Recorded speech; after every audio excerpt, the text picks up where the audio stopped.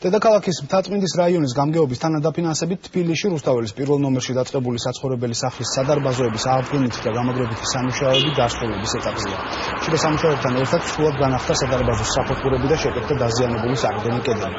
მიმდინარე სამუშაოები მთაწმინდის რაიონის გამგებელმა დაათვალიერა, ნიკამელია ადგილზე მოსახლეობასაც შეხვდა და მათი პრობლემები ისმია.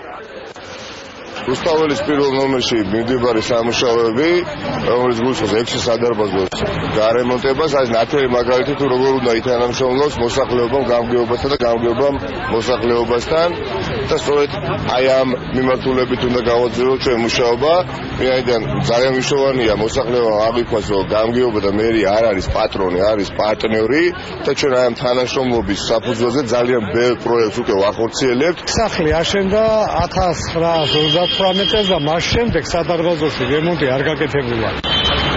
მასწავლებლების დიდი სურვილი იყო, რომ გალამაზებული იყო სადარბაზო, მივმართეთ ხოვნის შუამდგომობით მერიას და ამჟამად კეთდება სადარბაზოში არაჩვეულებრივი ძალიან კარგი რემონტი და ამით ძალიან კმაყოფილები ვართ.